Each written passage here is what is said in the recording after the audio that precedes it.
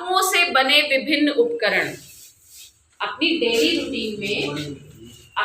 Routine में रोजमर्रा की जिंदगी में आप अपने घर में जब बाहर निकलते हैं तो बहुत सारी ऐसी वस्तुओं का इस्तेमाल करते हैं, ऐसे उपकरणों का इस्तेमाल करते हैं जिनमें धातुओं का प्रयोग होता है, मेटल्स।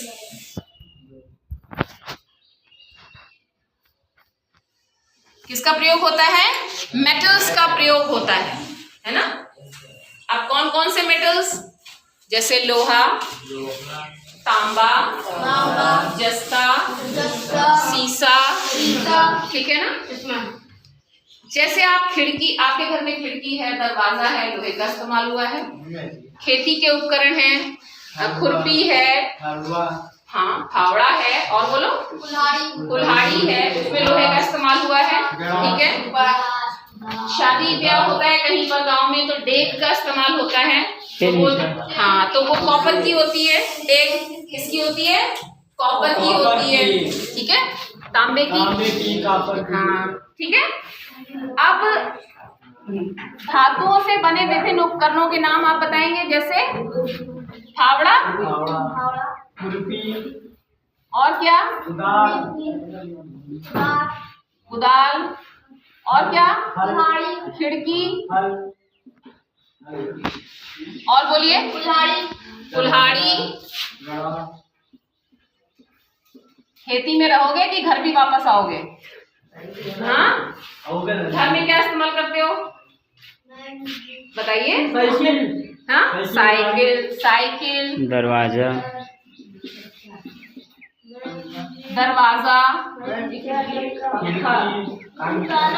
ताला, वेरी गुड। बाइक, फैन, है ना? यस मैम, ठीक है, समझ में आ गया सब, ठीक है। अब आगे बढ़ते हैं। जब शुरुआती दौर में इंसान पता लगा रहा था कि हमारे आसपास पृथ्वी में क्या क्या चीजें मौजूद हैं, तब ताम्र युग के समय जब लोहे का पता लगा इंसान को, ठीक है ना, तब क्या हुआ? बहुत सारी वस्तुएं जो थी वो लोहे से बनने लगी, ठीक है। क्या क्या वस्तुएं बनी होंगी लोहे से? सिर्फ लोहे की चीजें बताइए जिसमें लोहा लगा हो। हाँ, गाड़ी, कोई भी गाड़ी हो सकती है। और बताइए? बुलेट, और बताइए? जिस सीट पे आप बैठे हुए हैं, टेबल, कुर्सी, है ना, टेबल, कुर्सी, चेयर, दरवाजा, खिड़की, ठीक है, समझ में आ रहा है। और जब लोहे का पता लगा इंसान को, तो उसने उस जमाने में, उस युग में, अब ऑटो से उतर के इधर आ जाओ, चलो। उस युग में जिन अस्त्रों से इंसान जंगल में जाके शिकार करता था और लड़ाइयां करता था, है ना, लोग लड़ते भी थे आपस में ना, जमीन के लिए, जगह के लिए, तो अस्त्र का इस्तेमाल होता था। तो कौन कौन से अस्त्र पुराने जमाने में इस्तेमाल होते थे? भाला, त्रिशूल, और तलवार, और बताइए? खंजर, तोपें,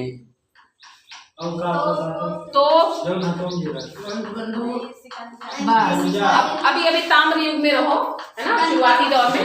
बंदूकें तो बहुत बाद में आई। हाँ, ठीक, बिल्कुल। आगे बढ़िए। लोहा एक धातु है, ये चीज क्लियर हो गई है आपको। लोहे का जब इजाद हुआ तो सबसे ज्यादा प्रगति हुई औद्योगिक जगत में। क्यों? जब लोहे का इजाद हुआ तो इंसान को जीवन को आसान बनाने के लिए बहुत सारी चीजों की आवश्यकता महसूस हो रही थी कि अगर मेरे पास ऐसी कोई चीज होती तो मैं ये कर लेता, खेती करने में आसानी हो जाती, है ना। मिट्टी की खुदाई करने में हाथ से तो करेगा नहीं। तो जब लोहा धातु उसको प्राप्त हो गई तो औद्योगिक क्रांति हो गई। औद्योगिक क्रांति यानी कि उसने बहुत से ऐसे सामान बनाने के लिए उद्योग डाल दिए जिनके इस्तेमाल से उसकी जिंदगी आसान होती चली गई। खेती करना आसान हो गया, एक जगह से दूसरी जगह जाना आसान हो गया, है ना। बहुत सारी गाड़ियां उसने बना ली, बहुत सारे कन्वेंस बना लिए जाने आने के लिए, और खाने पीने में, खाना बनाने में बहुत सारी चीजों का इजाद कर लिया उसने, जिससे उसकी जिंदगी आसान होती चली गई। तो इसी को कह रहे हैं औद्योगिक क्रांति, यानी कि बहुत सारी चीजों के उद्योग उसने डाल दिए। जैसे कौन कौन से उद्योग डाले होंगे? गाड़ी बनाने के, इधर से उधर जाने के लिए, और बर्तन बनाने के उद्योग डाल दिए होंगे, ठीक है ना। और कौन से उद्योग डाले? खिलौने बनाने के। और कौन से उद्योग डाले होंगे बताइए? खेती का सामान, है ना,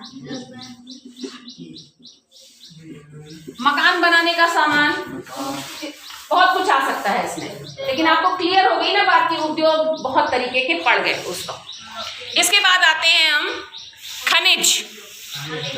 जो खनिज हमको खुदाई में मिलता है, ये खनिज हमको कब मिला? खुदाई में मिला, खुदाई के बाद मिला ये खनिज हमको।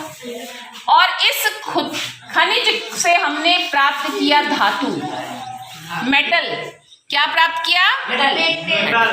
लेकिन ऐसे ही प्राप्त नहीं हो गया, इस खनिज को बहुत अधिक जटिल प्रक्रिया, कौन बोल रहा है? जटिल प्रक्रिया से गुजारा गया, बहुत ही जटिल प्रक्रिया से। कॉम्प्लेक्स प्रोसेस, इंग्लिश में क्या बोलेंगे? Complex process. कॉम्प्लेक्स प्रोसेस से गुजारा गया, ठीक। जब इसको कॉम्प्लेक्स प्रोसेस से गुजारा तो अब समझना ये कि कॉम्प्लेक्स प्रोसेस में हमने किया क्या। तो सरसरी तौर पे जान लीजिए कि बहुत सारे भौतिक कार्य भी किए गए, फिजिकल, पीसा गया होगा, कूटा गया होगा, है ना, समझ में आ रही बात। और रासायनिक परिवर्तन, बहुत सारी ऐसी चीजों को मिलाया गया होगा जिससे गलाया जा सकता है, घोला जा सकता है। तो भौतिक प्रोसेस भी इस्तेमाल किए गए, फिजिकल प्रोसेसेस भी। भौतिक का हो गया इंग्लिश में फिजिकल, क्या हो गया? फिजिकल। और रासायनिक को कहेंगे केमिकल प्रोसेस। समझ में आ रही बात? फिजिकल प्रोसेस, केमिकल प्रोसेस, दोनों इस्तेमाल किए गए। फिजिकल प्रोसेस समझ रहे हो ना? तोड़ा गया होगा, पीसा गया होगा किसी को अकॉर्डिंग टू नीड, इसमें जो जरूरत आए पेश, जिस मेटल को निकालने के लिए, एक्सट्रैक्ट करने के लिए जो जरूरत पेश आई, उस हिसाब से उस पर वो फिजिकल काम किया गया और उस हिसाब से केमिकल्स का इस्तेमाल करके उसको निकाल लिया गया प्योर फॉर्म में, शुद्ध फॉर्म में, ठीक है। अब देखिए कुछ धातुएं ऐसी भी हैं जो मुक्त अवस्था में पाई जाती हैं। अब ये मुक्त अवस्था क्या है? Pure form. मुक्त अवस्था का क्या मतलब है? प्योर फॉर्म, प्योर, जिसको आप हिंदी में शुद्ध भी बोलते हैं। शुद्ध, समझ में आ रही बात? क्या बोलते हैं? शुद्ध। अब शुद्ध में कौन कौन सा पाया जाता है? सोना। सोना, सोने को इंग्लिश में गोल्ड भी बोलते हैं। क्या बोलते हैं? गोल्ड। गोल्ड। गोल्ड। क्यों चिल्ला रहे हो? गोल्ड। गोल्ड जो है उसका सिंबल मैंने आपको बताया था AU। क्या होता है? जब आप रिएक्शंस लिखेंगे तो आप गोल्ड तो लिखेंगे नहीं वहां पर उसके सिंबल का इस्तेमाल करेंगे AU। अब गोल्ड का सिंबल AU क्यों होता है? क्योंकि लैटिन में इसका नेम होता है ऑरम, AURUM, ऑरम। क्या नाम होता है इसका? ऑरम। इसी में से AU को लेकर के इसका सिंबल ले लिया गया। क्लियर है? सोना जो है वो प्योर, शुद्ध फॉर्म में प्राप्त होता है आपको एज अ मिनरल। ठीक है, दूसरा है प्लैटिनम। प्लैटिनम का पीटी होता है सिंबल। क्या होता है? पीटी। प्लैटिनम, क्योंकि इसका जब नाम लिखते हैं प्लैटिनम तो पी की आवाज ज्यादा सुनाई पड़ रही है और टी की आवाज सुनाई पड़ रही है, तो पी को ले लिया और टी को ले लिया मिडिल में से, पीटी। तो इसका सिंबल हाँ पीटी होता है। इसके बाद कुछ धातुएं ऐसी होती हैं, अब पहली चीज आपने जानी कि मिनरल्स जो हम प्राप्त करते हैं उसमें कुछ धातुएं बिल्कुल शुद्ध फॉर्म में प्राप्त होती हैं और कुछ जो है अशुद्धता के रूप में फॉर्म मिलती हैं, तो उसमें कुछ यौगिक के रूप में मिलती हैं। किसके रूप में मिलती हैं? यौगिक को इंग्लिश में कंपाउंड बोलते हैं। Compound, POUND, compound. क्या बोलते हैं? कंपाउंड। कौन कौन सी? आपकी किताब में 2 का जिक्र है। एल्यूमिनियम, एल्यूमिनियम जान रहे हैं? घर में बर्तन देखे होंगे आपने एल्यूमिनियम के, व्हाइट कलर के होते हैं, है ना? भगोने वगैरह ज्यादातर एल्यूमिनियम के इस्तेमाल होते हैं। सिल्वर जैसे। हाँ, ठीक है, एल्यूमिनियम। इसके बाद में इसको इंग्लिश में अगर आप लिखें एल्यूमिनियम ऐसे लिखेंगे और इसका सिंबल लिखेंगे आप AL। ये आगे के 2 अल्फाबेट्स ले लेंगे, कैपिटल A और स्मॉल l। दूसरा है मैग्नीज। दूसरा क्या है? मैग्नीज। मैग्नीज।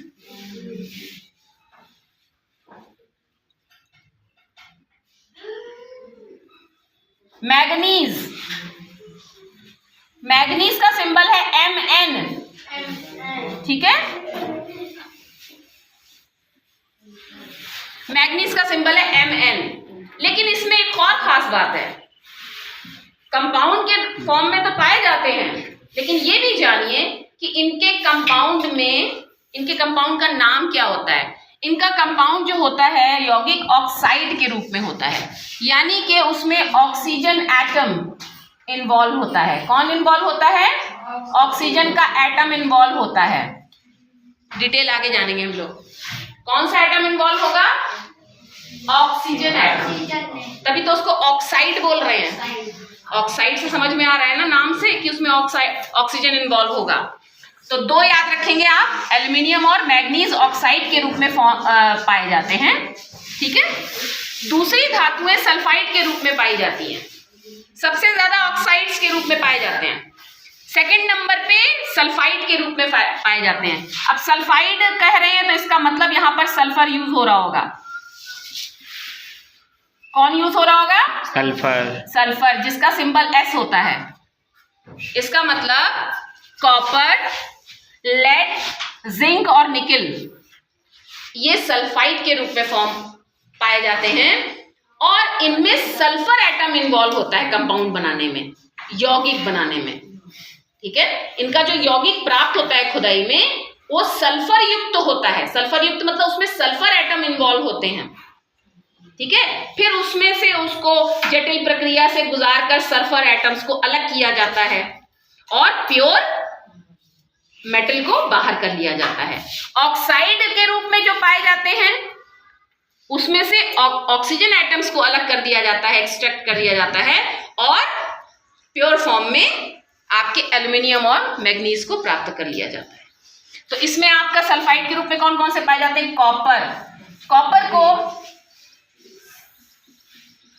कॉपर जो है उसका सिंबल होता है Cu। Cu क्यों होता है? क्योंकि लैटिन नेम इसका है क्यूप्रस। ठीक है, सल्फाइड जो है उसको लेड बोलते हैं। क्या बोलते हैं? लेड। इसका सिंबल होता है Pb। प्लम्बस, लैटिन नेम है प्लम्बस, उसी से लिया गया, P और B ले लिया गया। जिंक, जस्ता, जिंक जो है जस्ता है और इसका सिंबल है Zn। अगला है निकिल, NiCKle, निकिल, इसका सिंबल है Ni, इसी में से लिया गया, जनरल नेम में से। क्लियर हो गई बात? ठीक है।